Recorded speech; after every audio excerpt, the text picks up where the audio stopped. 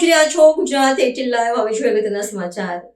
લીંબડીના ઉરડી ગામમાં ગાયના મોતથી ગ્રામજનોમાં ભારે આક્રોશ વ્યાપ્યો. તળાવમાં ખરાબ દૂષિત પાણી પીવાના કારણે ગાયોના મોત થતા હોવાનો એવું ગ્રામજનો આક્ષેપ કરેલો છે. ઉરડી ગામમાં સતત બીજા દિવસે ગાયના મોતના પગલે ગામમાં ભારે લાગણી જેવી સ્થિતિ. તંત્ર એક્શનમાં આવેલ. લીંબડી મામલતદારે ઉરડી ગામની લીધી મુલાકાત, તપાસના આદેશ આપ્યા હતા. તેમજ મૃત્યુ પામેલ ગાયને પીએમ અર્થે પશુ દવાખાને મોકલવામાં આવી હતી. મૃત્યુનું ચોક્કસ કારણ પીએમ રિપોર્ટ આવ્યા બાદ જાણી શકાશે. ઉરડી ગામના સ્થાનિકોની માંગ એવી છે કે તળાવમાં ગટરનું ગંદુ પાણી ભરાતું હોવાથી પાણી ખાલી કરવા સરપંચની લેખિત રજૂઆત. કાનાભાઈ ભરવાડ, ઉંટડી ગામ. અને આ પાણી તળાવમાં પાણી આવે છે, એમાં પાણી જે આવે છે એ અત્યારે હાલ કોઈ વરસાદનું પાણી આવતું નથી. જે ગામની ગટરનું પાણી છે એ અંદર તળાવમાં આવે છે. અને હાલની જે સમસ્યા છે, ગાયો આ ત્રીજી ઘટના બની છે જે અંદર જાય છે અને પાણી પીવામાં આવતું અથવા જીવજંતુ કાઢવામાં આવતા હોય એનાથી એને મૃત્યુ થાય છે. મૃત્યુનું કારણ જે અકબંધ છે અને કોઈ આની ઉપર એક્શન લેવામાં આવતી નથી. ગ્રામજનો થઈને અંદર કોઈ પડવા રાજી નથી, જેથી કરીને અંદર જીવજંતુઓની બીક લાગે છે. પાણી એટલું ખરાબ છે, આનો કોઈ નિકાલ તંત્ર કરતું નથી.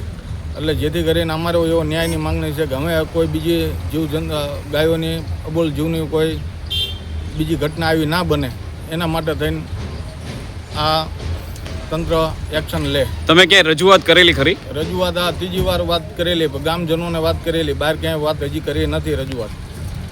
અને આથી જો હજી નહીં અમારે જે રજૂઆત કરવાની થશે તો મામદાર સાહેબને પણ કરશું, તાલુકા પંચાયતે પણ કરશું અને જવું પડે તો કલેક્ટર સાહેબને પણ રજૂઆત કરશું.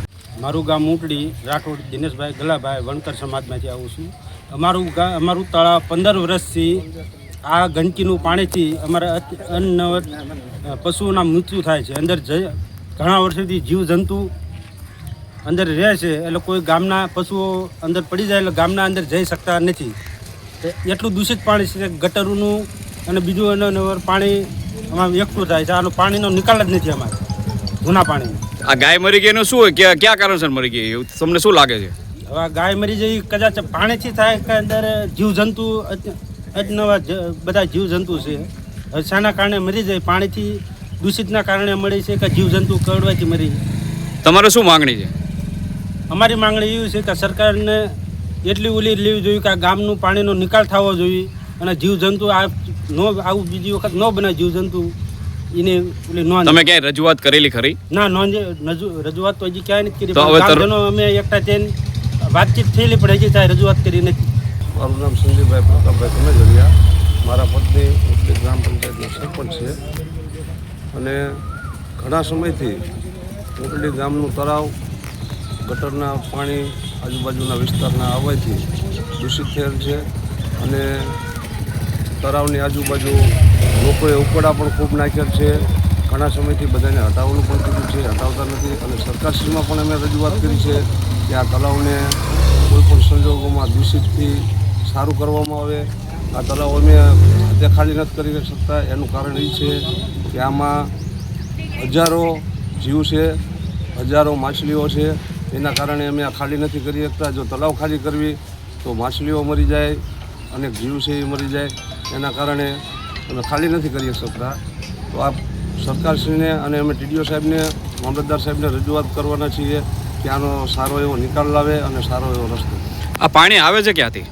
આ પાણી આવે છે આમ ઘણા બધા આજુબાજુના વિસ્તારમાં જે ગટરનું પાણી છે ને એનો બીજો કોઈ નિકાલ જ નથી.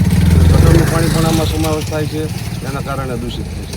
અને આ પાણી જે છે તળાવમાં અંદર પાણી આવે છે એ તમે શેના માટે આ ઉપયોગ કરો? પાણી પીવા લાયક ઉપયોગ કરો છો કે પછી કે ખાલી ફક્ત ઢોર માટે? પીવા લાયક પાણી જ નથી રહ્યું હવે, અને ઢોરને પીવા લાયક પણ પાણી નથી રહ્યું. અંદર ઢોરા મરી જવાનું કારણ શું? આ અંદર ઢોરા પડવાથી મરી જવાનું દૂષિત પાણી, આ જે દૂષિત પાણી થઈ ગયું છે હવે ઢોરું શેના કારણે મરી ગયું તો આપણને અત્યારે શેના આધારે ખબર પડે? આ ત્રીજો બનાવ આપ તમારા ગામમાં આપ સરપંચ છો, આ ત્રીજો બનાવ બનેલો છે, તો તમને ધ્યાન છે કે નથી આ વસ્તુમાં? અમને ધ્યાન જ છે. અમે સરકારશ્રીને રજૂઆત કરેલી છે. આપણા માનનીય ધારાસભ્ય દિલસિંહ રાણા સાહેબને પણ ઘણા સમયથી રજૂઆત કરેલી છે.